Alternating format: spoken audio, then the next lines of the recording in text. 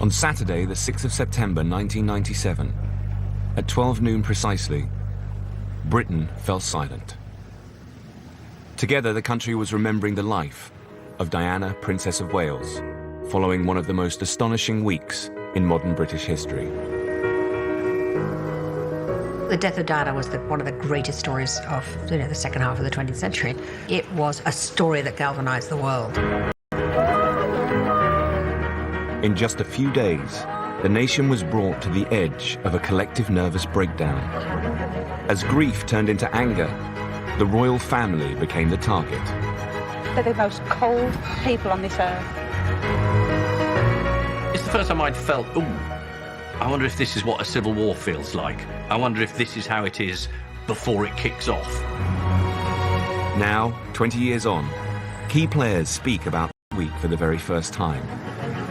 Diana's closest confidants who were with her after her death. I noticed that the hair of the princess was moving, and just for that massive, minuscule of a second, was she alive? And members of Tony Blair's inner circle. I can remember Prince Philip's voice. He was saying, you're talking about these boys, who've lost their mother. I mean, it was an extraordinary moment. We reveal the story behind the biggest royal crisis in half a century. I actually think that they've been totally unfair to someone who, after all, has given her life to our country. Don't cry. I'm not going to cry. And how, faced with disaster, the Queen fought back. The Queen knew if she lost the affection of the public, then their days really were numbered.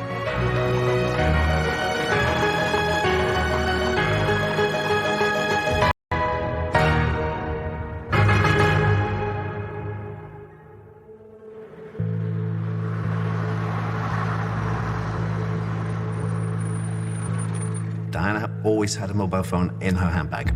So I rang her phone, and it rang and rang and rang. And I thought that's very strange because she always answers her phone.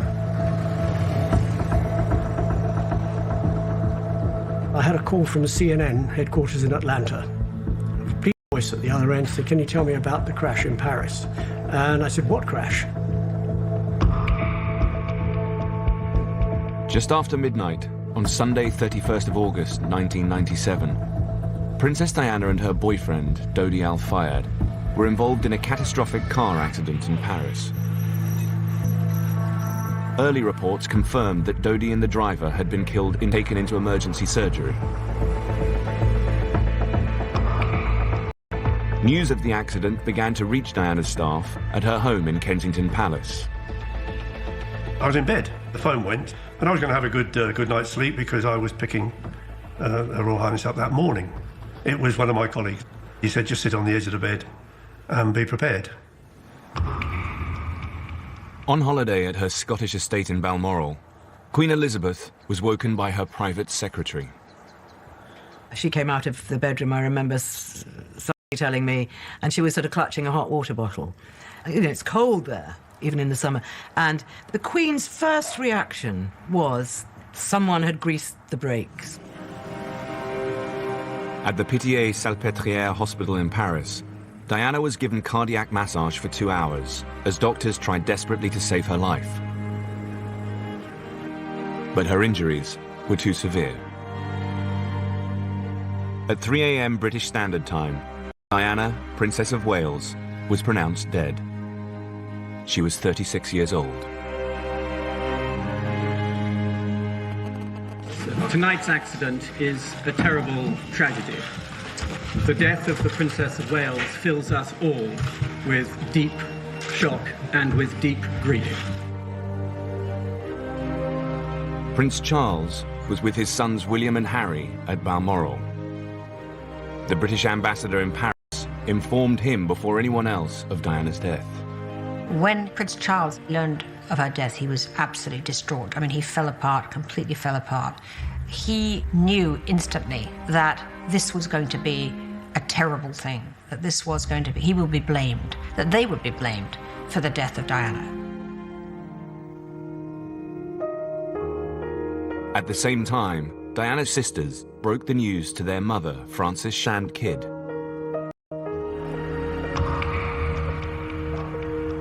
Diana had been due to return home to London that day. Everybody was just horror-struck, really. Just a minute before, I'd got a car to go and meet her. You know, and that night she'd rung, and she'd gone now.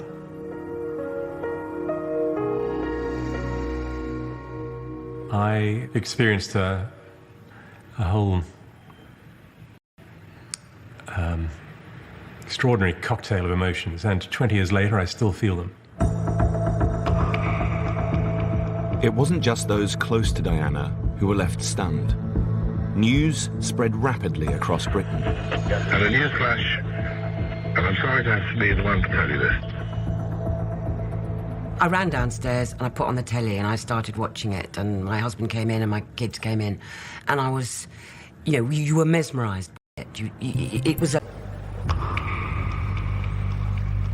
On Saturday, the 6th of September 1997, at 12 noon precisely, Britain fell silent.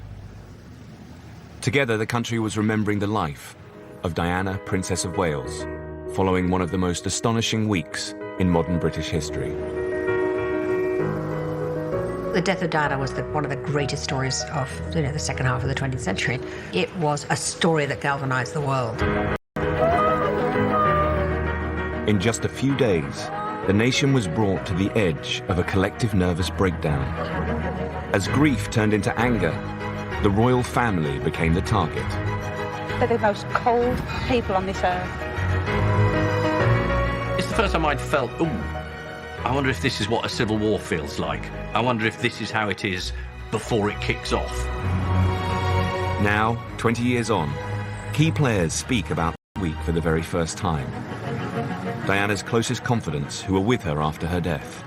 I noticed that the hair of the princess was moving, and just for that massive, minuscule of a second, was she alive?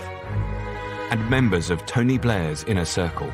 I can remember Prince Philip's voice. He was saying, you're talking about these boys, who've lost their mother. I mean, it was an extraordinary moment. We reveal the story behind the biggest royal crisis in half a century. I actually think that they've been totally unfair to someone who, after all, has given her life to our country. Don't cry. I'm not going to cry. And how, faced with disaster, the Queen fought back. The Queen knew if she lost the affection of the public, then their days really were numbered.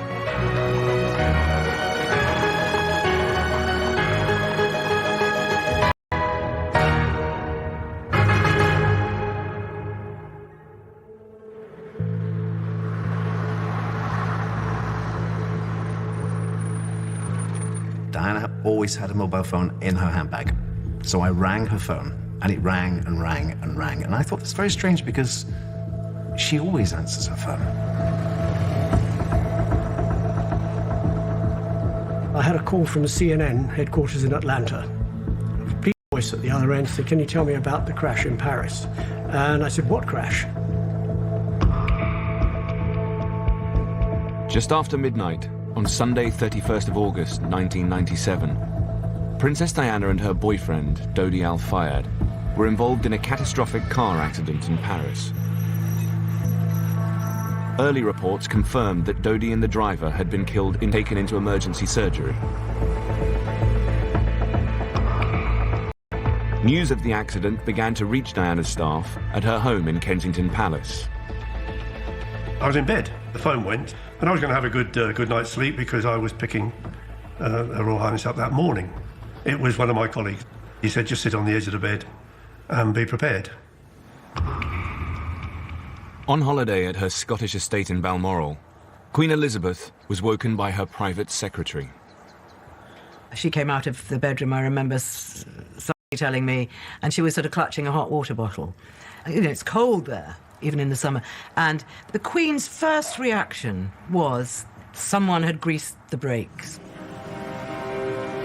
At the Pitié-Salpêtrière hospital in Paris, Diana was given cardiac massage for 2 hours as doctors tried desperately to save her life. But her injuries were too severe. At 3 a.m. British Standard Time, Diana, Princess of Wales, was pronounced dead. She was 36 years old. Tonight's accident is a terrible tragedy. The death of the Princess of Wales fills us all with deep shock and with deep grief. Prince Charles was with his sons William and Harry at Balmoral. The British ambassador in Paris informed him before anyone else of Diana's death. When Prince Charles learned of her death, he was absolutely distraught. I mean, he fell apart, completely fell apart. He knew instantly that this was going to be a terrible thing, that this was going to be, he would be blamed, that they would be blamed for the death of Diana. At the same time, Diana's sisters broke the news to their mother, Frances Shand Kidd.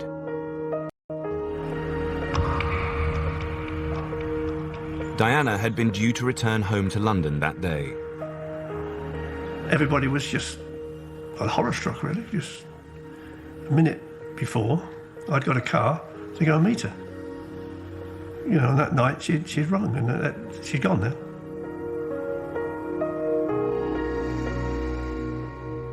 I experienced a whole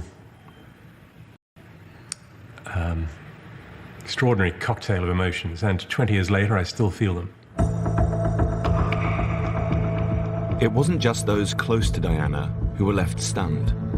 News spread rapidly across Britain. And a news flash, and I'm sorry to have to be the one to tell you this. I ran downstairs and I put on the telly and I started watching it, and my husband came in and my kids came in, and I was, you were mesmerised by it. It was a totally shocking event. On what would normally have been a quiet Sunday morning, the national grid registered a record power surge as tens of thousands of kettles and televisions were switched on at the same time. You know, typical British reaction is you make a cup of tea to console yourself and then sit in front of the television. Just the most awful news, and that the shock for all of us, every single person in this country, will be immense. Diana's death was our JFK. It was our moment of real shock at a cataclysmic, unexpected tragedy. In an attempt to calm people's emotions, broadcasters played the national anthem every hour. It's still dark here at Buckingham Palace. A single light is burning in one of the upstairs windows. When the royal family will return here, we don't know. When we will get a statement from them, we're not able to say. At the moment, Buckingham Palace remains dark and silent. But the palace couldn't stay quiet for long. The impact of Diana's death would be bigger than anyone could have predicted. Faced with a tidal wave of national grief, the Queen was about to encounter the biggest challenge of her lifetime. Everything kicked off, and it became a very, very strange week to be alive.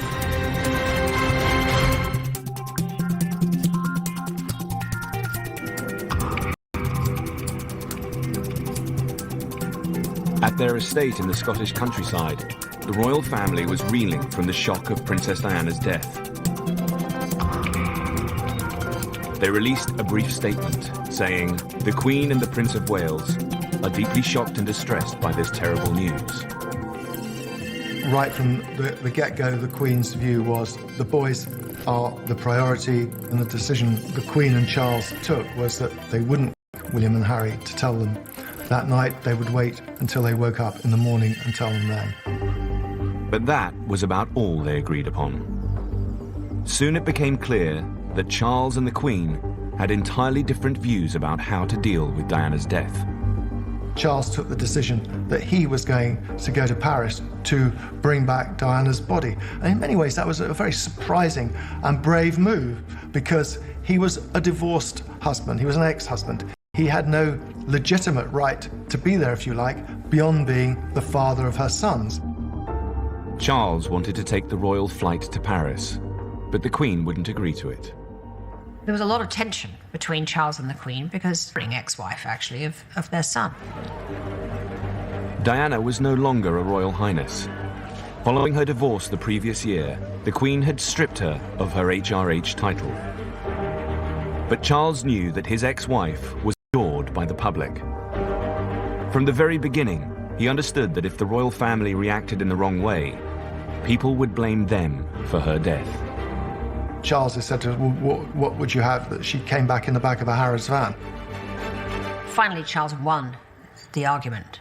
You know, there really was a moment when it looked like he was going to have to fly commercial to Paris and, you know, get a taxi at the airport, which would have been incredible. The irony is Charles fought for Diana more than he'd ever fought for her in her lifetime. He really did. The time had come to wake William and Harry and tell them the tragic news. Harry begged to come to Paris with his father, but Charles decided not to put his son through the ordeal.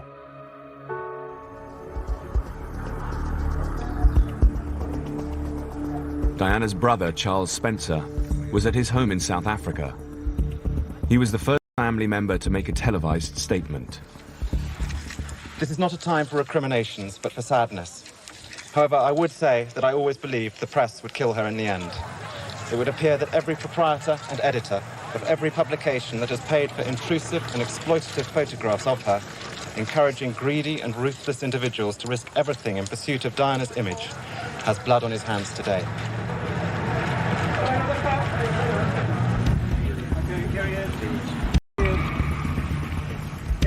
Tony Blair was at his home constituency in County Durham.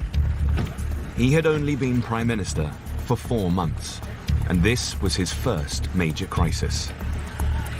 I went on the phone to Tony. He was up in Sedgefield, and he absolutely clocked it straight away.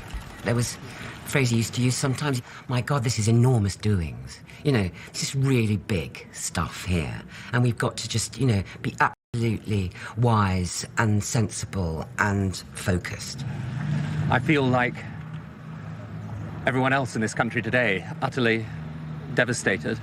The people everywhere, not just here in Britain, everywhere, they kept faith with Princess Diana. They liked her, they loved her. They regarded her as one of the people. She was the people's princess. And that's how she will stay, how she will remain in our hearts and in our memories forever.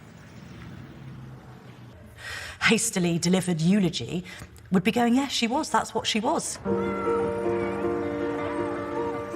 Diana had a unique ability to relate to ordinary people, to cut across dividing lines of race and class. She did have a radar for whoever was in the room who seemed to be left out or lonely or in need, and she would zero straight over to that person.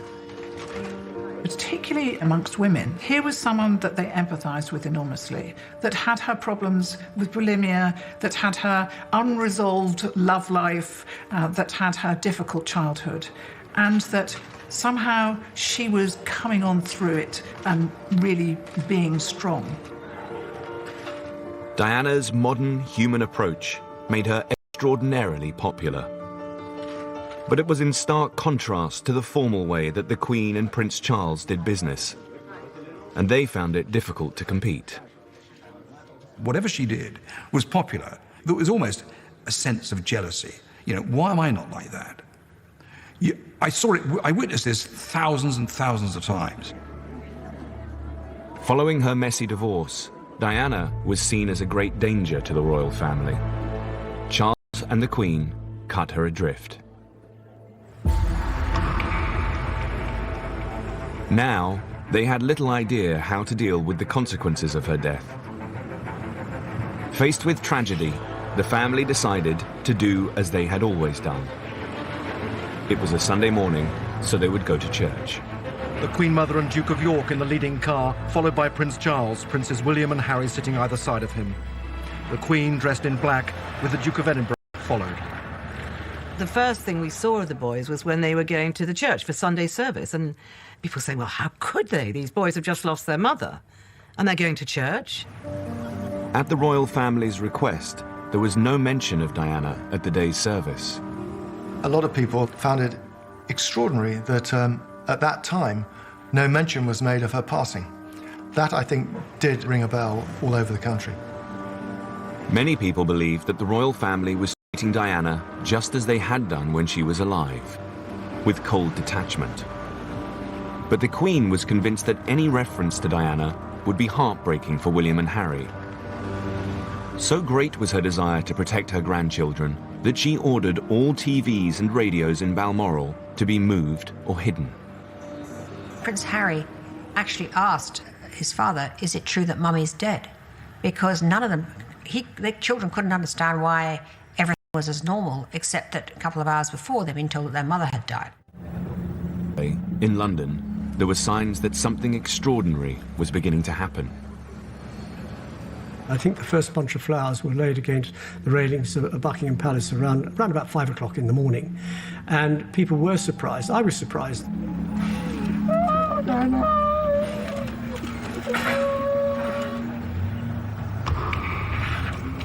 Within hours, the trickle of mourners had become a steady stream.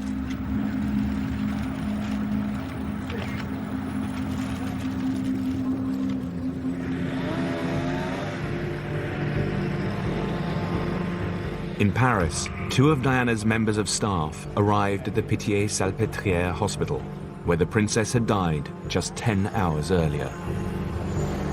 In life, they had been among her closest confidants. In death, it now fell to them to look after her. I was a mess. Colin guided me through the airport and onto the plane. I don't even remember the airplane journey. Paul was very, very upset. I was upset inside. There was lots of things to do. There's no way I was going to break down or anything there. I was going to try and arrange things, see what was going on. French police had cleared out the emergency wards and were insisting that Diana's body be kept under their protection in a private room on the first floor of the hospital. I honestly thought entering that room, looking at her, she's not really dead. This is just a joke. It's just a very silly joke. So now you can wake up. I then was getting worried about the room, which was very, very hot. And we looked up above the princess's bed, and people were actually on roofs trying to take photographs, not knowing where the room was. So quickly we called in some blankets, and I was standing on a chair, and we did put blankets up at the windows, which of course made the room twice as hot. Diana's body had to be looked after in the heat of the Paris summer, so Colin Tebbert placed fans around the room to keep her cool. I noticed that the hair of the princess was moving, which was the fans that I'd put in the room. And having been on top of everything until that time, I had to turn away and have just 30 seconds to myself on a personal, emotional moment. Because, I don't know, I thought, good God, you know, you look at somebody, the hair, and just for that massive, minuscule of a second, was she alive? Which was a silly thing to think. Having flown to Paris on the royal flight, Prince Charles rushed. He was met by the President of France, Jacques Chirac. The Prince of Wales arrived completely out of it. He was devastated. This was a woman whom he loved, in his way, many years ago. We were standing outside the door. The Prince came up to me and thanked me for coming. The Prince asked if there were any members of the clergy there. And Paul went and got the 2 vicars, and then the Prince, the 2 sisters, and the vicars went into the room, and the door was shut. Prince Charles later said that it was the worst experience of his life. Prayers were held over Diana's body before the princess was taken from the hospital. In a break with royal protocol, Charles agreed that her coffin should be draped with the royal standard. I was quite delighted to see that the royal standard was placed over the coffin. I thought that was very fitting and a very, very nice thing to happen. This was a sign that, in death, Charles wanted to treat his ex-wife as a princess.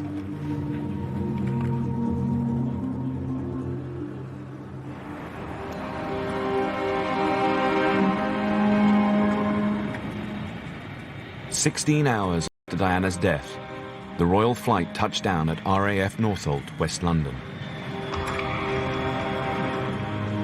The Princess of Wales was home.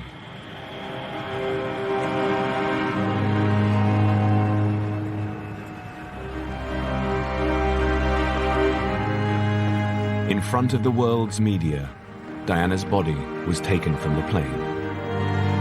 The saddest duty that has ever been performed at RAF Northolt. I had told the photographers that there were to be no motorised cameras, just single shot. And you really could have heard a pin drop.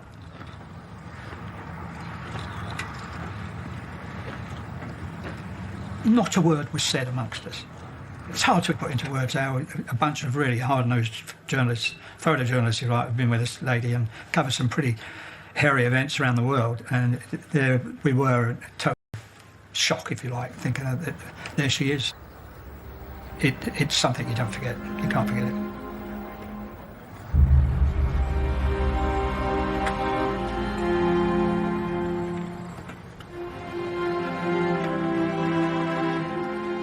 Diana's coffin had to be taken to central London.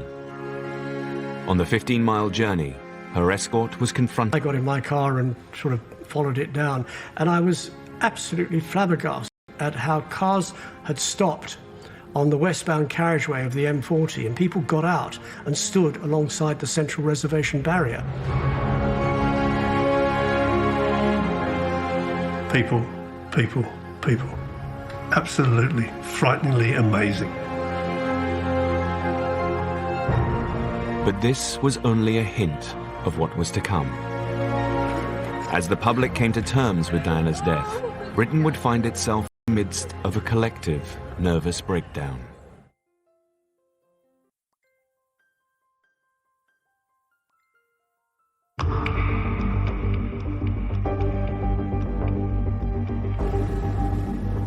"24 hours after Princess Diana's death, Britain was in turmoil. In central London, 6,000 people an hour were now streaming to the royal palaces to pay their respects. He came out the back of Downing Street and we walked up the Mall. And it was palpable immediately. You know, you could smell it, you could see it, you could hear it. I mean, there were hundreds of people carrying the flowers. So we were completely gobsmacked. Diana's body had been taken to lie in state at St. James's Palace.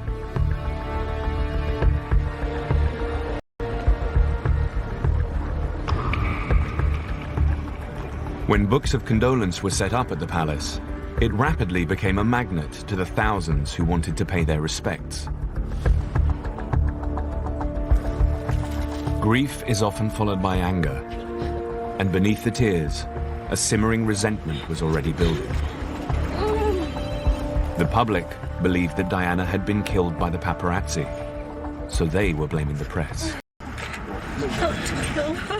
Not you. To kill her. Not you, but your profession. My profession, and you've never bought a newspaper. I don't buy them in this order. Don't you think that what you're doing is wrong? God, you've lost a lovely person for nothing. You're horrible. I really feel bad of yourself.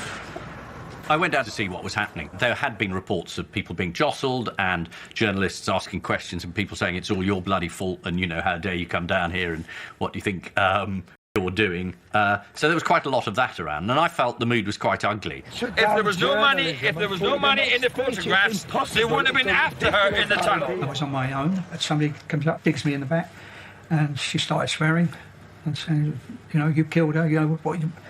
And I said, girl shouted out, you're all to blame, you're as bad, you know. And, you know, you felt, girl, you know, just get out of it as quick as you can. In life, Diana had had a close relationship with the press. She loved the camera, and the camera loved her. She was a very clever woman, and she used the press extremely well. She would say, you know, come and photograph me here. She would give information to certain journalists, not give it to others. She did what, you know, we now associate as fairly classic political spin. Diana became the most photographed woman in the world. But following years of extreme press attention, she grew to hate certain sections of the media. The real issue she had was with photographers. She told me that one or two of them called her a whore, a tart. They would say things to deliberately provoke her because they knew if they got a crying picture or an angry picture, then they might have more success in selling it. Now, the public believed that this aggressive press attention had led directly to her death. Meanwhile, behind a growing wall of flowers, isolated from the grieving public, the palace was in crisis. Stunned by the levels of public grief, the Spencers and the royal family had decided that Diana would have to have a royal funeral. But there was no plan in place. The royal household is ready for most deaths, but not of young people. They were ready for Queen Elizabeth, the Queen Mother, to die. But the royal household wasn't expecting Diana, Princess of Wales, to die. There was no rule book to go to. There was no precedent. There was no tradition. There was nothing that fitted the royal game plan. Diana's funeral would have to be organized from scratch in just 5 days. To tackle the mammoth task, the palace assembled a team of experts. That morning, they met for the first time in Buckingham Palace. That was my first time ever in Buckingham Palace, actually. And we went into this enormous room, and, you know, there were all the Buckingham Palace officials, and then there were the representatives from each of the palaces, as well as other people. And we were the sort of the Downing Street contingent. There was KP, which was Kensington Palace, which sat on that side of the table. Diana's private secretary was there. KP was the Spencer family. Her lady-in-waiting was there. There was JP, which was St James's Palace, which was the headquarters of Prince Charles. I was there with a colleague from the press office. Sir Paul Condon, the head of the Met. There was permanent secretary from the Department of Culture, Media and Sport. And right in the middle of this table was this enormous wooden box. The box was a speakerphone, a direct line to royal advisors in Balmoral. The room was packed with important people, and each faction had their own view about how the funeral should be run. But for the time being, the funeral team were united by one aim: to help heal a nation in deep shock. It was clear to everyone that the grieving public would have to be involved as much as possible. My colleague suggested to have the charities walk behind the gun carriage rather than a military procession. I suggested that we had speakers along the route and a screen in Hyde Park that people could hear and watch the service. The People's Princess, although I don't think the phrase was ever used in those meetings, but there was definitely a sense of that, and everybody got that. And, you know, there was a real sense that, you know, this was going to be a slightly different funeral, that this was going to be an inclusive affair. Royal funerals usually took place at Windsor Castle. This time, Prince Charles and Tony Blair decided it should be at Westminster Abbey, allowing as many people as possible to pay their respects. But this posed a problem. With an abbey to fill, organisers had to find 2,000 guests in 5 days, and they had no idea who to invite. The controller rather surprised me by saying, "Who do we ask? I mean, at the moment, I'm not sure we can fill the abbey." Which, with hindsight, is quite funny. And I can remember saying, well, if you get hold of a guest list for the princess's Christmas drinks in Christmas 1995, invite everybody on that guest list and you won't have missed out anybody important. For the moment, the funeral team were united. But with so many competing voices around the table, it wouldn't be long before cracks began to appear.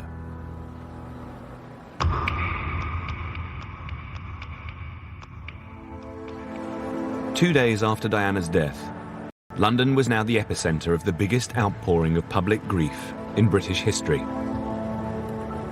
When she was alive, Diana had had a unique ability to reach out to people. Now these people, tens of thousands of them, had come to pay their respects.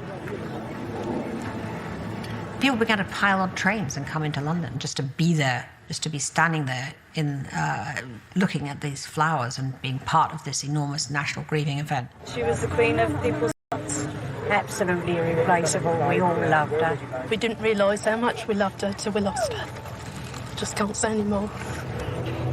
I was a part of that crowd, and what was so comforting was I was one of a million people, and we were all united in this grief.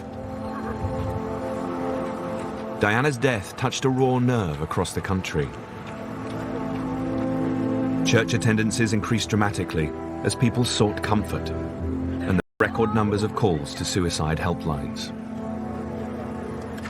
I'd never seen anything like it in my life. And I thought, these are the Brits. You know, these are the sort of tight-lipped Brits. Sort of, you know, weeping and wailing. Like banshees. I mean, it was quite an astonishing sight. This unprecedented eruption of grief came as a huge shock. For some, it was impossible to understand why there was so much public anguish. As the response kicked in, I remember very quickly feeling disgust for all the people who were going to Kensington Palace with toys and with presents and with gifts and weeping. I wouldn't be so hard now. I was much, much younger then. And I like to think I'd be more compassionate. But at the time, I just remembered you're projecting all this love onto somebody you didn't know. There were people who felt, after, you know, a decade of her being on the front, middle and all other pages of all newspapers and magazines, that they did know her and that they were intimately connected with her life. I was looking at your bouquets there. Would you read what you've said on the card? What I've said on the card? It's not just what you've done for us that makes us love you so, it's all the joy of who you are, the friend we've come to know. No. Say?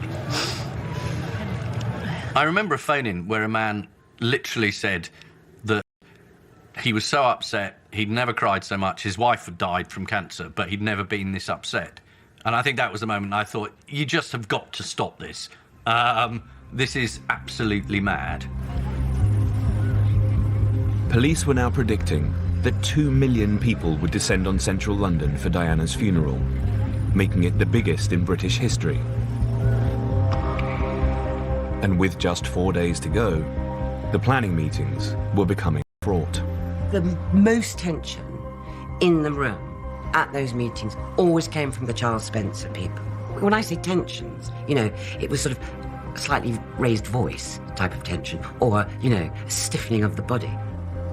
Every detail of the funeral had to be agreed upon by both the Spencers and the royal family. But they couldn't see eye to eye.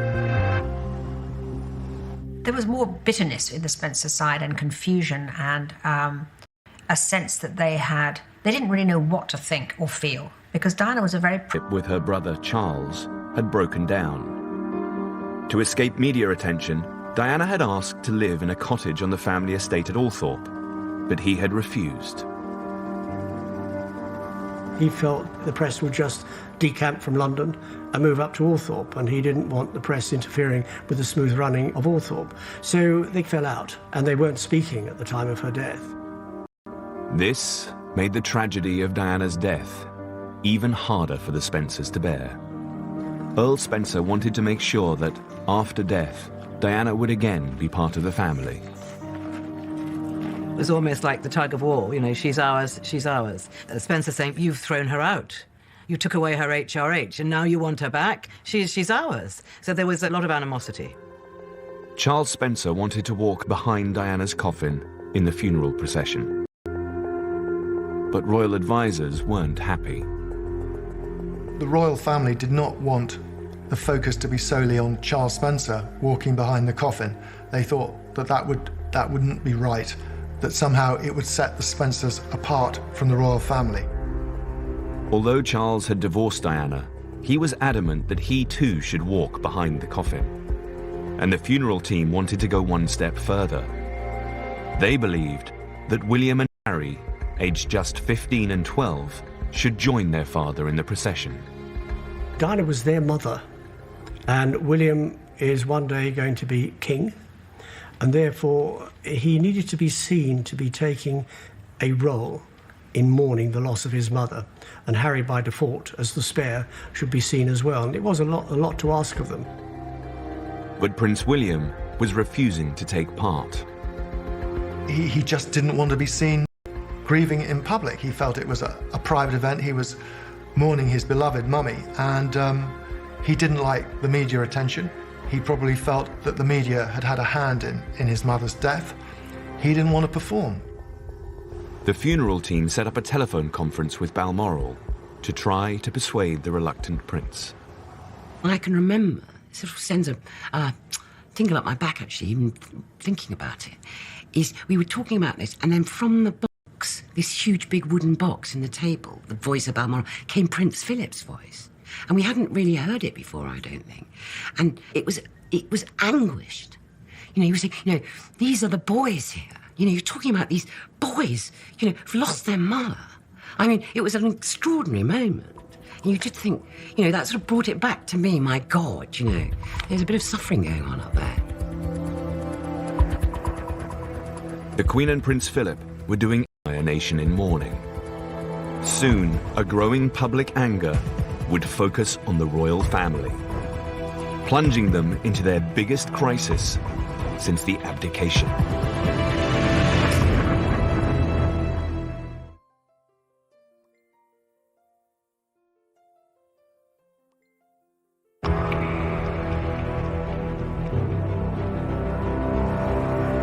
Three days after Princess Diana's death, the carpet of flowers at Kensington Palace now stretched more than 50 feet. And queues for the books of condolence were 11 hours long. But as the flower mountains got bigger and the queues grew longer, the mood in the crowd had shifted. That's the thing I most recall, actually, is the speed in which it turned from those sort of tears and this trauma to anger against the royal family. Bunkered down in Balmoral, the royal family had not appeared or said a word in 3 days. I think it's disgraceful that they're not here in residence. She hasn't said anything, the Queen. Oh, yeah. And as for Prince Charles, well, I think there's not a lot he can say, really, is there? Prince Charles had been unfaithful to Diana during their marriage, and following their divorce, she had been abandoned by the royal family. I think they treated her terrible. Absolutely shocking. I don't think they're the most cold people on this earth. The crowd began to focus their anger on one conspicuous issue. Above every major building in London, there was a Union Jack flying at half-mast.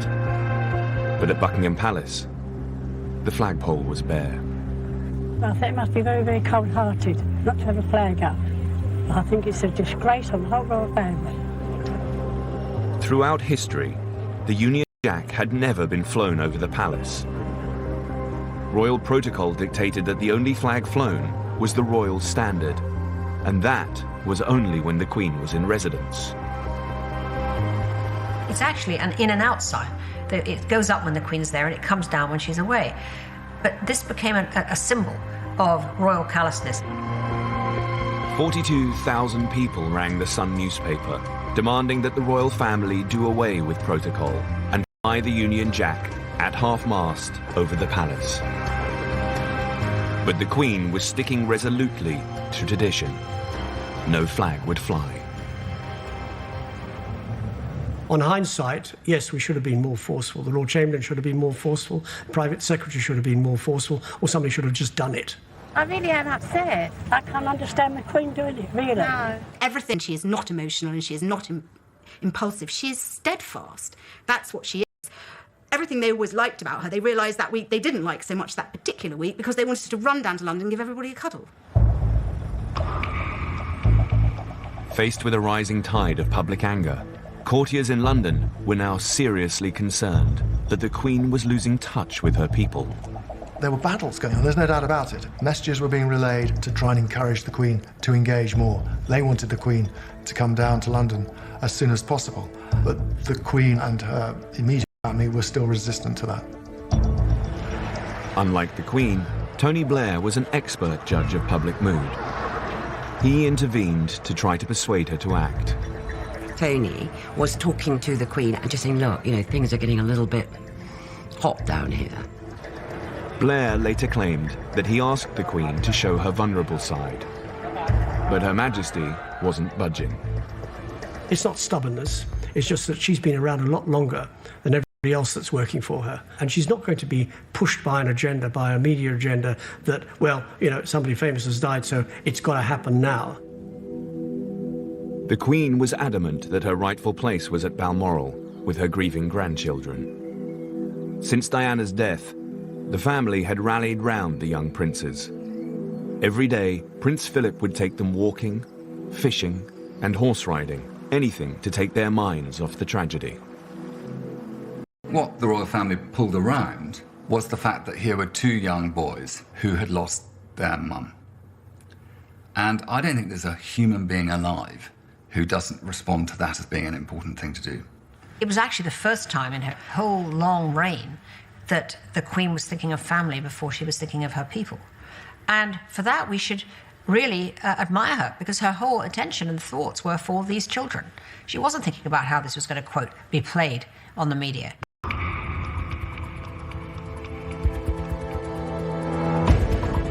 The following morning, the press took aim at the Queen. Earlier in the week, the newspapers were being blamed for Diana's death. Now, they attacked the royal family. In this case, I think it was a conflation of public desire and the press being very quick to get the attention away from themselves and onto someone else. It's the first time I'd felt, ooh, I wonder if this is what a civil war feels like. I wonder if this is how it is before it kicks off. In the face of such sustained criticism, Prince Charles was now deeply concerned. As he had predicted, the royal family were now being directly blamed for Diana's death. He still believed he was increasingly worried for his own safety.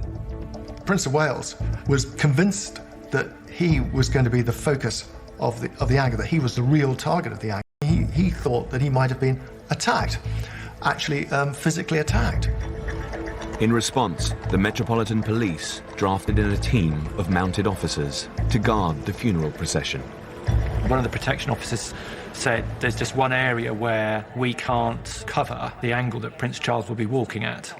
And they asked me if I could move slightly to my right in Parliament Square so that I was covering Prince Charles. And I remember, of course, at the time I went, yeah, that's fine, no problem. I remember thinking afterwards, so what you're asking me to do is if somebody wanted to try and assassinate Prince Charles, they'd have to shoot me first. So, you know, at the time you just go, yeah, that's fine. But you do think about it afterwards, thinking, what did I just agree to? Charles was anxious not only for his own safety, but for the future of the monarchy. He was now convinced that the Queen had to act, so he joined forces with the Prime Minister.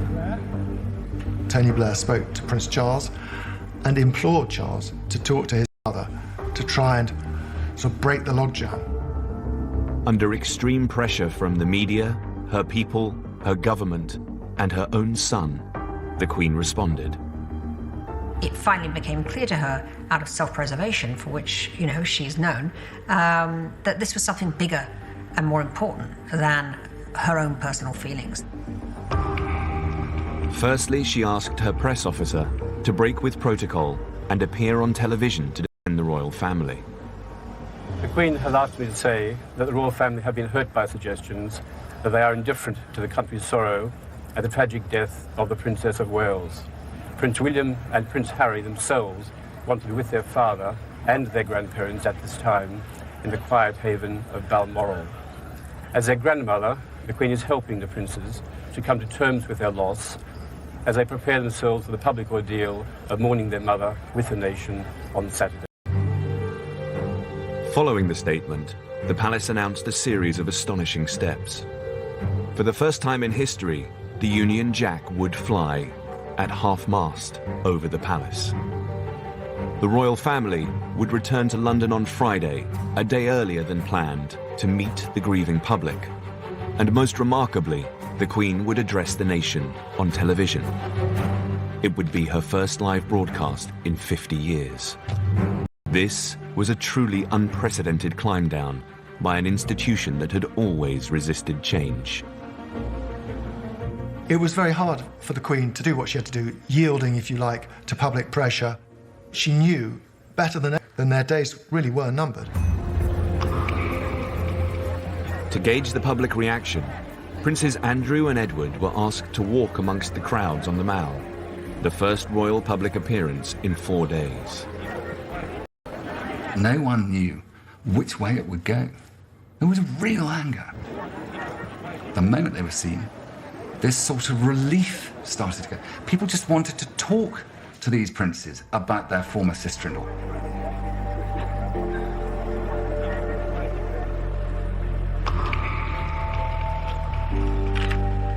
That evening, the Queen, Philip, Charles, William and Harry stepped outside the Balmoral gates for the first time since Sunday to look at the tributes that had been laid to Diana.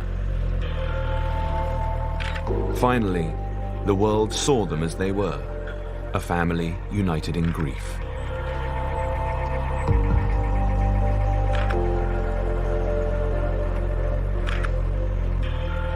Faced with the biggest crisis in half a century, the Queen and the royal family had fought back. But tensions were still running high. In less than 24 hours, the Queen would return to London to face the vast crowds, and she had little idea how they would react.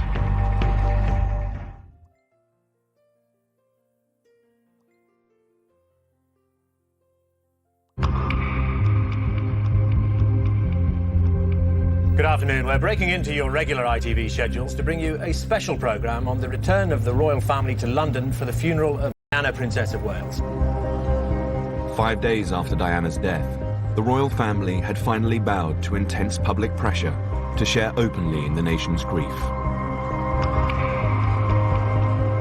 It was a grim-faced Prince of Wales who drove his two sons out of the grounds to begin the journey to London. The Queen, with Princess Margaret, left a short time afterwards. They were driven by the Duke of Edinburgh, a family together, mourning a family loss.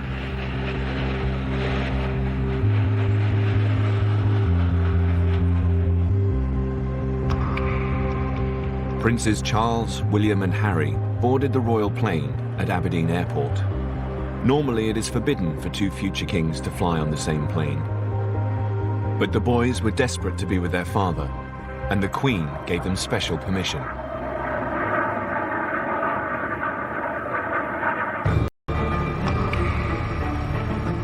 With less than 24 hours to go until Diana's funeral, organisers were working round the clock to make sure London was prepared. 2 million people were now expected to line the streets for the funeral. To accommodate the vast crowds, funeral organisers had quadrupled the length of the procession route. It would now stretch from Kensington Palace to Westminster Abbey, 4.5 miles through central London, twice the length of Churchill's funeral procession. The police were horrified by this because they just didn't think they'd have the manpower to block off all the roads and ensure public safety, if you like. In response, the Metropolitan Police mounted the biggest security operation ever seen in Britain. 35,000 officers were needed on the streets for the funeral, so all police leave was cancelled and extra manpower called in from surrounding forces. It was one of those military exercises where you keep having to change the map board because the amount of territory is needed to be bigger and bigger and bigger. And more territory, more police, more security implications, more whatever is required. Huge screens were set up in Hyde Park and Regent's Park, with room for 100,000 people. It was an incredible organisational feat. The logistics and the security. I mean, there were so many things to work out.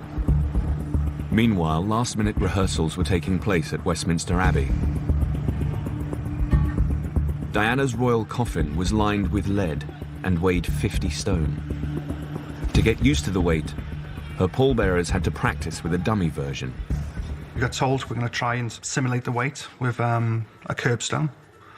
And we thought, God blimey. So I'm not sure if it was 1 or 2 curbstones, but it was heavy. So we managed to get the coffin on our shoulders and start walking around.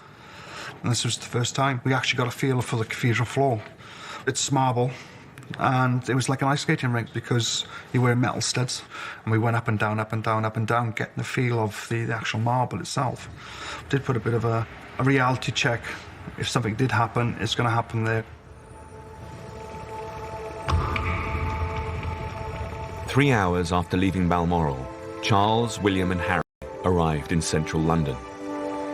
The young princes hadn't yet had a chance to experience the staggering response to their mother's death. So at their request, they made a detour to Kensington Palace to look at the hundreds of thousands of tributes that had been left for her.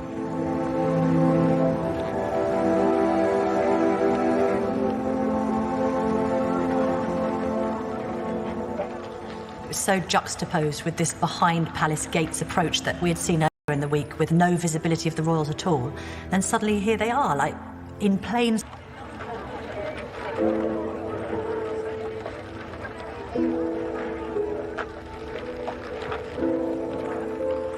Charles. Thank you so much. Thank you. Sorry. William. William. Thank you so much. Thank you. Oh, Thank you very much. It was a very moving occasion. Both boys behaved with fantastic dignity. They were, by turns, interested and sad and humbled, I think, by what they saw. And also they kept it together, because what everyone prayed for, above all, was that the occasion didn't overwhelm them and they didn't break down, and they didn't. Your mom was a wonderful woman. Great villa. God bless you, darling.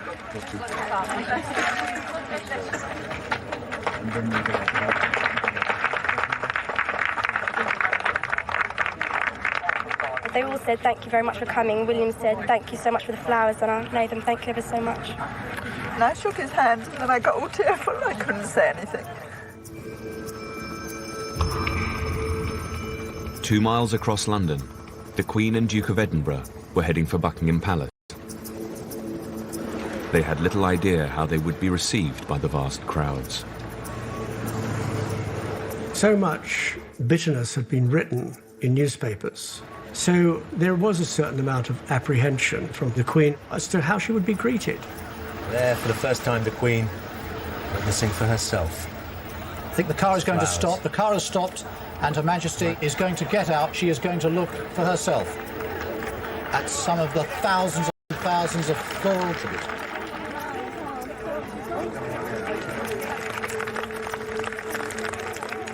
The Queen and Prince Philip left their car to a muted response. The attitude of the crowd was unpleasant, and it was something which I have never ever seen before in any royal occasion, ever. You know, usually when the Queen goes by, people clap, people cheer, people wave. They don't just stand there. I was waving my flowers, and she came over and asked me if she wanted me to go and put them down with all the rest of the flowers. And I said, no, they're for you, Mum. They've been drummed into me to call her Mum. Mustn't forget to call her Mum. She'd held my hand at this point. She was shaking, and she sort of questioned me, like, are you sure? And I was like, I think you deserve them. I think you've done the right thing with me. I actually think that perhaps what Kate said struck home, and people realised that perhaps they'd been totally unfair to someone who, after all, has given her life to our country. Don't cry. I'm not going to cry, but you know that's what I believe. Mum, take care of the boys. Take care of the boys, Mum. That's what we've been doing. Sorry? That's what we've been doing. I know you did. Courtiers had had little idea how the crowds would react. Now they and the Queen could breathe a sigh of relief. When the Queen was leaving the enclosure to go back into the palace, she walked towards me and she had a look on her face as if to say, you know, was that okay? And I just nodded.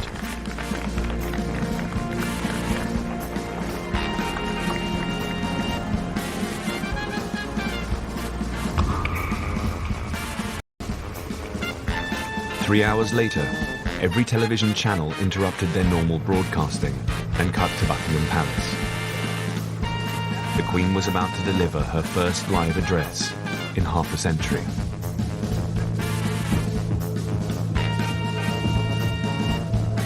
Since last Sunday's dreadful news, we have seen throughout Britain and around the world an overwhelming expression of sadness at Diana's death. We have all been trying in our different ways to cope. So what I say to you now, as your queen and as a grandmother, I say from my heart. First, I want to pay tribute to Diana myself. She was an exceptional and gifted human being.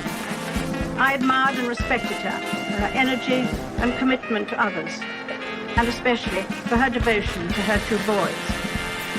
I, for one, believe there are lessons to be drawn from her life and from the extraordinary and moving reaction to her death. I hope that tomorrow we can all, wherever we are, join in expressing our grief at Diana's loss and gratitude for her all-too-short life.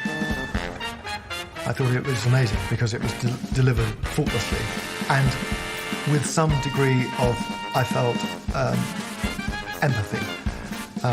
She wasn't a remote figure. She genuinely was saying what she felt. I'm sure she found it excruciatingly difficult to give that address. I thought that really showed the Queen as somebody who did listen and was willing to adapt and change her behaviour. I thought she said everything she should have said. I can't think of anything that she left out at all. She sounded very sincere and she looked as though she was very moved, and I think that will satisfy everyone. The Queen had bowed to public pressure as never before, and she had helped heal the...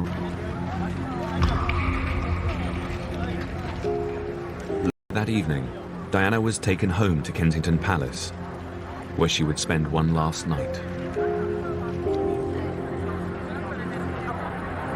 Behind a coffin shrouded in the royal standard and adorned by a spray of her favourite white lilies, drove her two sons, Princes William and Harry, bringing their mother back home.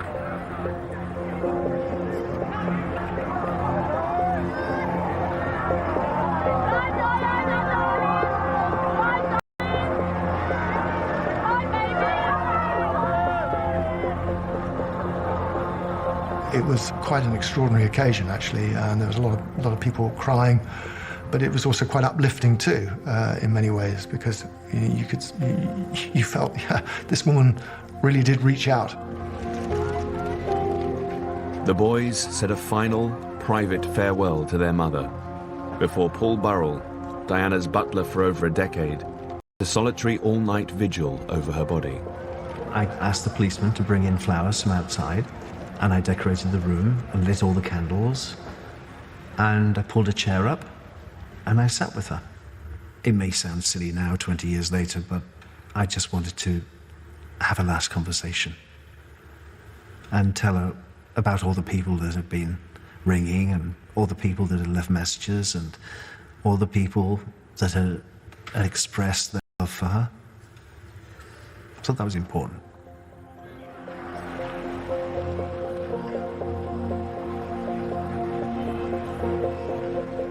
That night, Diana's mother, Frances Shand Kidd, paid her own personal tribute to her daughter. Diana's mother told me that she had found the whole experience of the mourning extremely moving. It really did touch her, and she told me that she spent hours walking the streets among the people who had come to mourn her daughter. With the funeral now just 12 hours away, 30,000 people bedded down on the streets, with a further 500 on a specially adapted train in Paddington Station. After 6 days of intense public grief, London was ready for the biggest funeral in British history.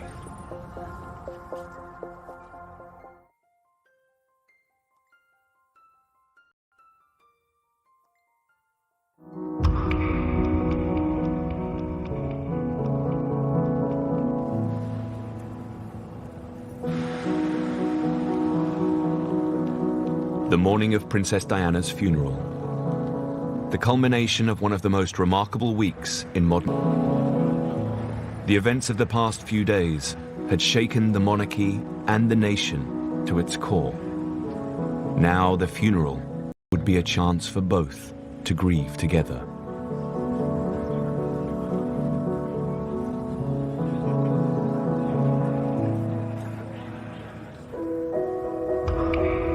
The service was to take place at Westminster Abbey. 2,000 guests had been invited, and many started queuing from the early morning.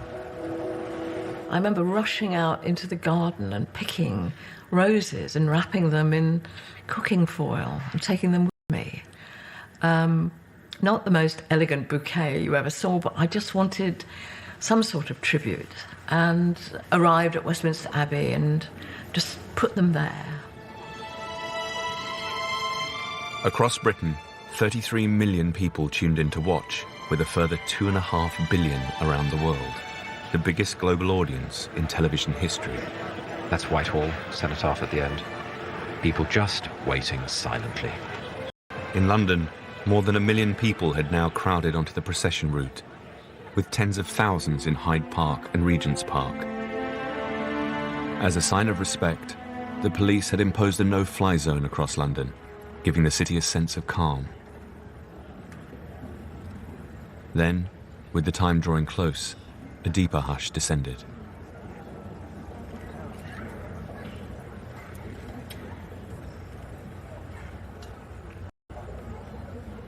The silence. I mean, you really could hear a bee buzzing. There were no planes overhead. There was no traffic. There was nothing. At Kensington Palace, Diana's pallbearers were preparing for the funeral procession. Princess Diana's coffin come out, and we put it onto the gun carriage then. And to see that was... I really put a lump in your throat. And you're just thinking, whoa, I can't believe I'm doing this. I can't believe I got chosen for this. At 9:08 a.m., the great tenor bell at Westminster Abbey began to toll. I still remember the bell, and then I had an earpiece in, and they just said, right, time to go.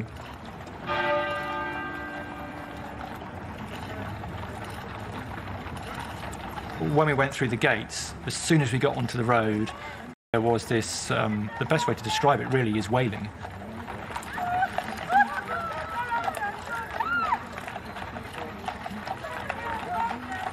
You can hear the tears in the crowd. It was inevitable.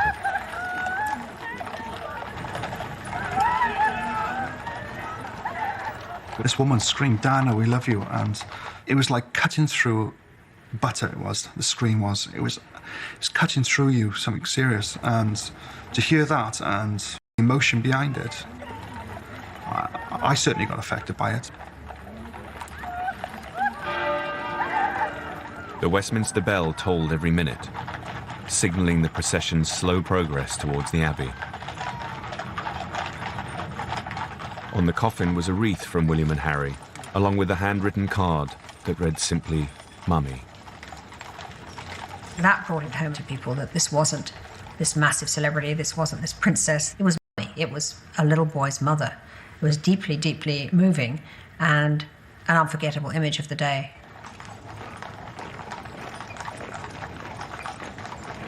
And the cortege now goes through Apsley Gate. This is a historic moment because only the monarch has ever ridden through Apsley Gate.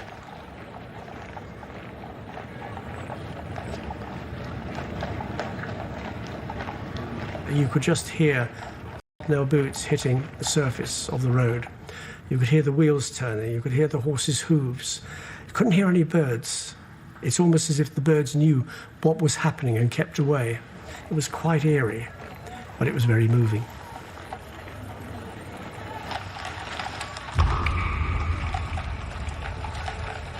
With the cortege approaching, the Queen and the royal family came out of Buckingham Palace to stand at the West Gate.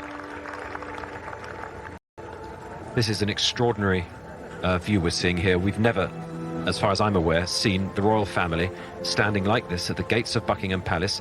Anything is possible today. Myself at the front and a colleague of mine at the back had earpieces in. We were told unexpectedly that the Queen walked out of Buckingham Palace, which nobody had planned for, nobody knew she was going to do. So there was a great deal of chatter in my ear, people panicking all over the place because the Queen suddenly decided that she was going to come out and pay her respects. Then the world witnessed a small but hugely significant moment. In another break with royal tradition, as Diana's coffin passed, the Queen bowed.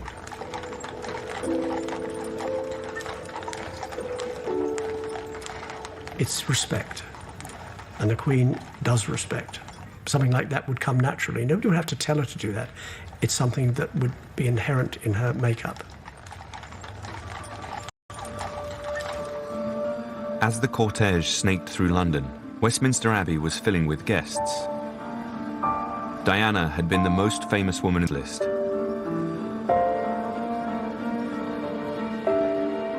Then, the family of Diana's boyfriend Dodi entered the Abbey.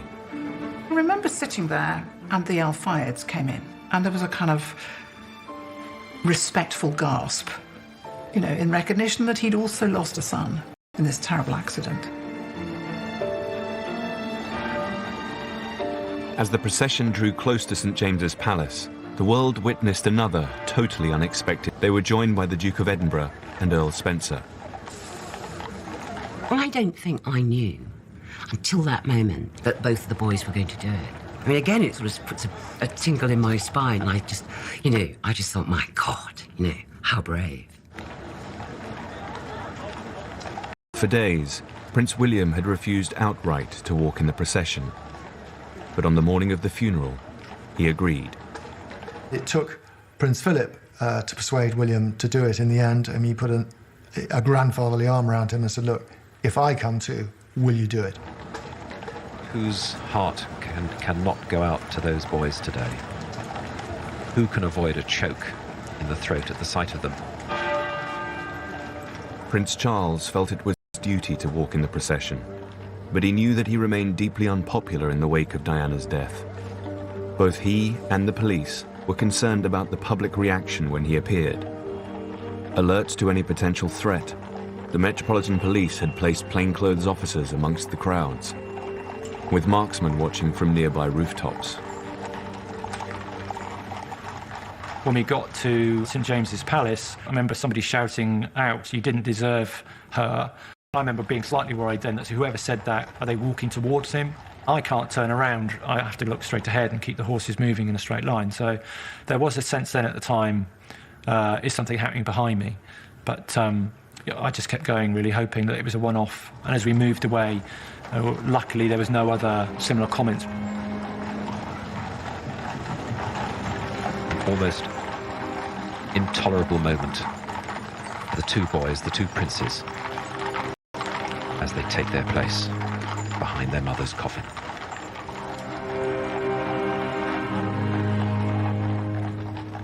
Pretty daunting to be walking behind a gun carriage, their mother's on the gun carriage, and they are being watched by tens of thousands of people along the route and millions on television. And it was quite a tough experience for them, and they carried it off with such aplomb, it's unbelievable.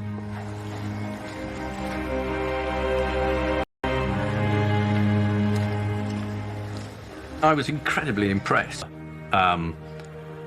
what it felt like, and to be able to have done that in such a sort of what I thought was such a dignified fashion, I thought was sort of quite amazing. The princes were joined behind the coffin by 533 workers from Diana's charities. As the Queen made her way to the Abbey, for the first time in history, the Union Jack was raised above Buckingham Palace before being lowered to half-mast. The will of the people had trumped centuries of tradition. Then Diana's family entered Westminster Abbey, and the congregation stood.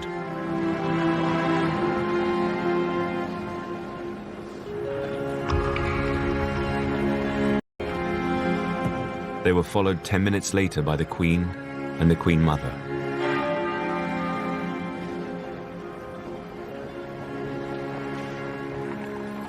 One hour and 47 minutes after leaving Kensington Palace, the cortege arrived precisely on time.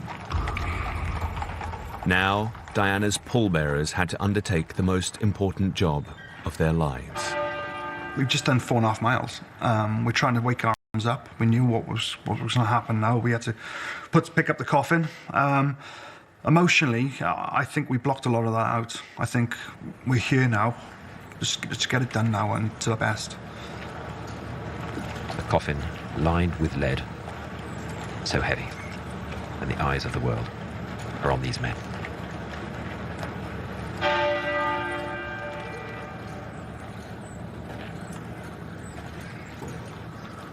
We waited And there was complete silence. And then we saw the coffin beginning to come in.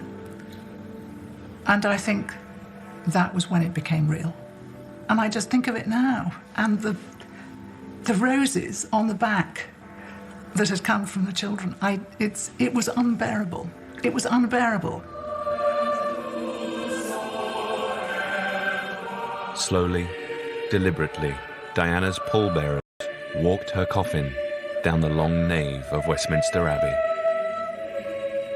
You could feel with the studs that you were slipping all the time. Every step you take, you could go. And you had to concentrate on what you were doing, because it only takes a second, one lapse, and something serious could have happened.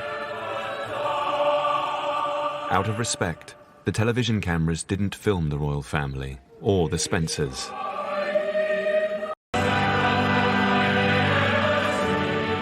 To make the funeral as inclusive as possible, the hymns had been printed in the day's newspapers.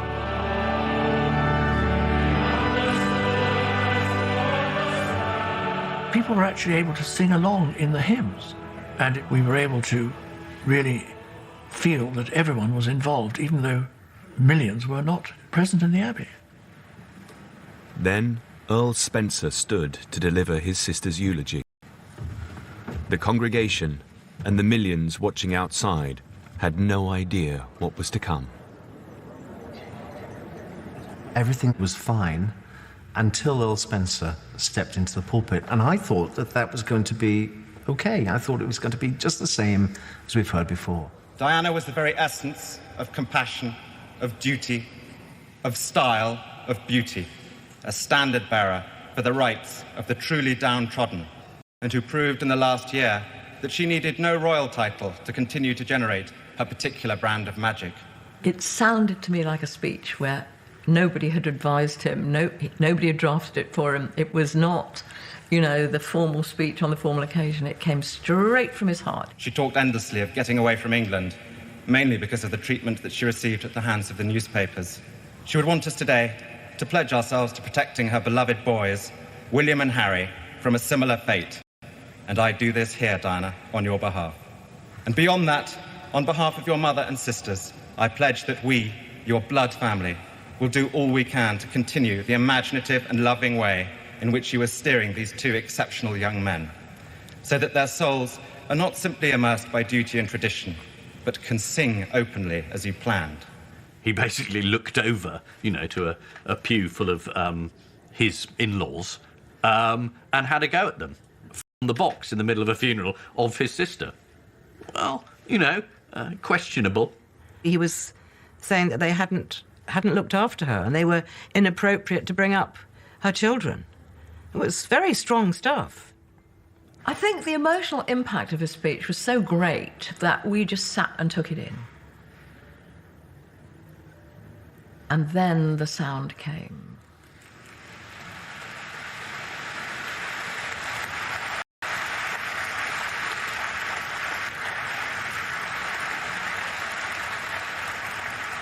I didn't realize it was people clapping outside. It sounded like pebbles rattling on the roof of the Abbey. And it was coming closer and closer. It was quite put up the hairs on the back of your neck.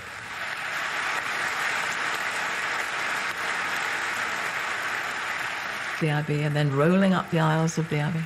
And we all joined. I don't know who didn't, but we did. But many people felt the eulogy was totally inappropriate. I thought, no, don't applaud him. Look at the Queen. The Queen's horrified by what he's just said. Nobody addresses the Queen of England in that way. Nobody. You would have been beheaded for that a couple of centuries before.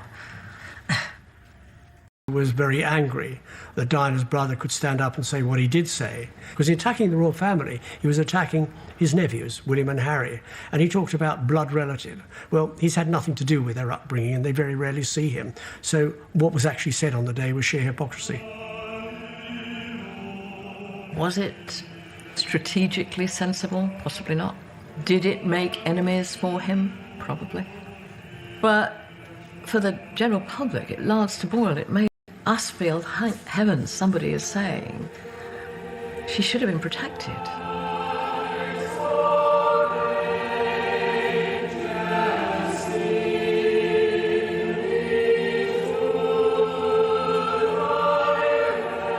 Diana's funeral had been a bittersweet farewell to the people's princess.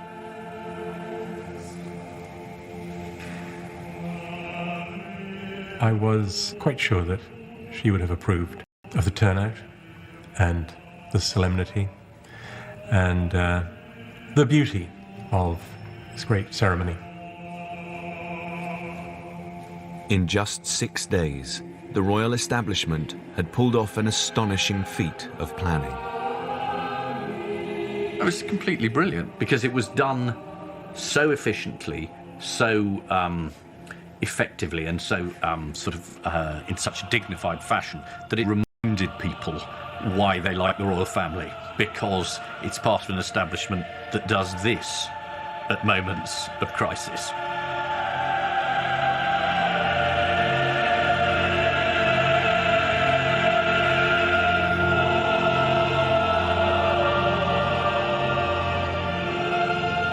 I felt really moved at the end when this huge chord suddenly was over.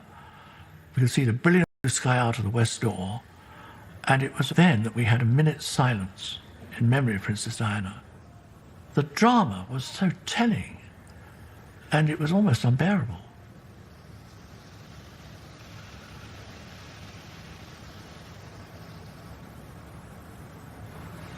Journey to make.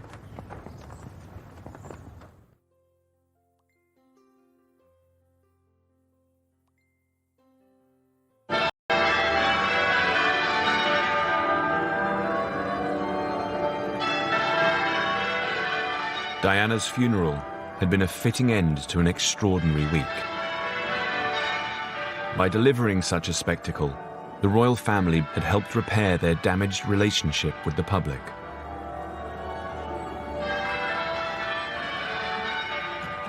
But Diana had one final journey to make. The princess was to be buried at her family's estate in Northamptonshire, 77 miles from Westminster Abbey. Charles, William and Harry left to take the royal train, along with the Spencer family. Diana's coffin would be driven all the way there, giving the public a chance to say a final farewell.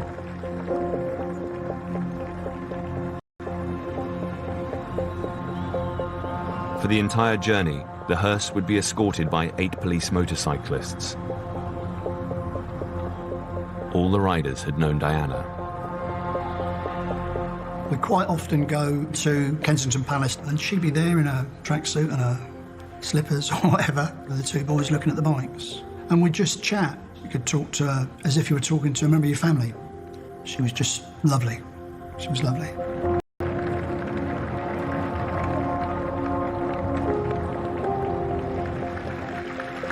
And more applause. Quite extraordinary. I've never witnessed that in this country at a funeral. It's as if the people want to say something, and this is the best way to express their feelings. As the cortege left central London, it became clear the police had underestimated how many people would want to pay their respects. Look at the crowd. They're pressing around the cortege. The police aren't there to hold them back, and it really doesn't matter. Suddenly we found roads completely blocked with people who generally wanted to wish them, well and throw flowers on the car, etc. But I was getting a little bit concerned about the amount of people. Almost hemmed in by the crowds here. It's almost as if they don't want her to go, isn't it? Want to press forward and see her, but, slow down. Yes. We were driving through a sea of flowers being thrown in the air. It was like a mist in front of you. When you're concentrating on the guy in front and you get hit on the head with a bunch of flowers from people wanting to do that, and if it had just been 1 or 2 bunches of flowers, it wouldn't have been so bad. But it was a continual barrage of flowers that were wrapped in cellophane. And when they hit you on the head, you know it.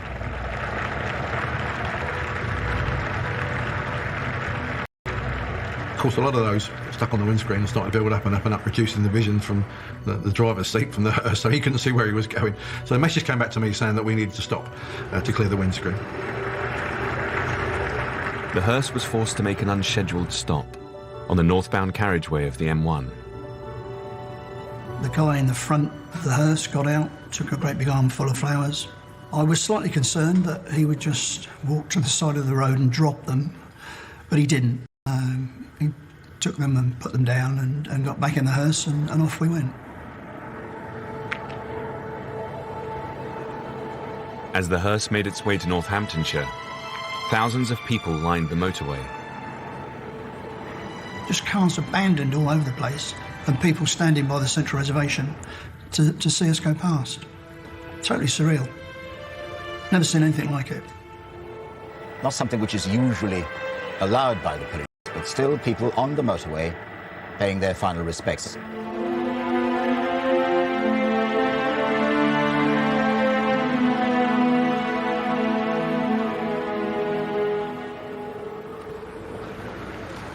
The hearse finally arrived at the Spencer estate at Althorpe an hour later than expected.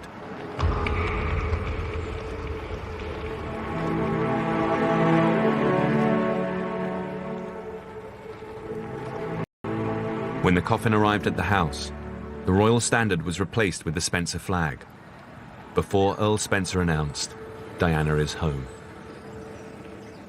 I realized at that point that they were truly claiming back their sister. "She's a Spencer now," he said. Diana was buried on a small island in the middle of a lake. Her family chose the spot to allow her the seclusion and privacy that she was denied during her life. This is the private funeral bit. This is what the family wanted. We didn't want hordes of press or other people appearing on the scene. Colin Tebbert and Paul Burrell were the only non-family members invited to the intimate private ceremony. We followed the coffin down to the lake and across the pontoon which they'd built onto the island. The sunlight was coming through the trees and the coffin was being lowered into the hole. And a few prayers were said, and I just stood there, rooted to the spot. People threw earth on, and as lovely as that. Thousands of the flowers that had been left at the gates were laid out for her. To this day, Diana has no headstone. If there is one lesson from that week, it is that Diana's memory means an awful lot to a great many people, just as much today as it did then.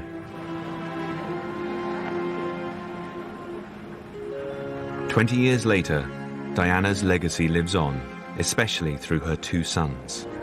You want a kiss? It's you. They're their mother's sons. People see her channeled through those two princes. The events of that extraordinary week also left their mark on the Queen. She proved that, when pushed, she was prepared to bow to the public and act against centuries of tradition. Out of tragedy, the royal family began to forge a new relationship with the public, a relationship which still survives today. It was an enormous scare for the royal family, who basically, I mean, in the subsequent decades, has sharpened up its act no end. The Queen and Charles have both learnt from Diana to interact more with a public that so nearly turned on them. They understood afterwards that they did have to be more inclusive, that they did have to open up, that they did have to show they were part of the modern world. But for Diana, that would have never happened. Now the Queen is more popular than ever, as her stoicism, her restraint, and her lifetime of service have all come to be appreciated again. The royal family endures. If anything, it's stronger than ever. And today, when the Queen is not in Buckingham Palace, the Union Jack always flies overhead, a clear reminder of 7 days that shook the world.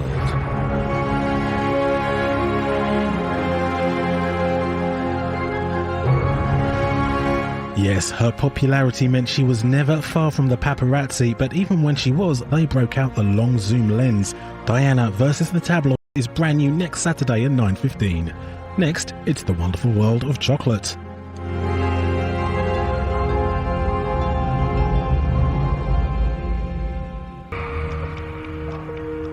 Diana had been due to return home to London that day. Everybody was just horror-struck, really. Just a minute before, I'd got a car to go and meet her.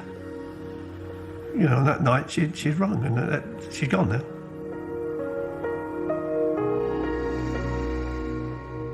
I experienced a whole extraordinary cocktail of emotions, and 20 years later, I still feel them. It wasn't just those close to Diana who were left stunned.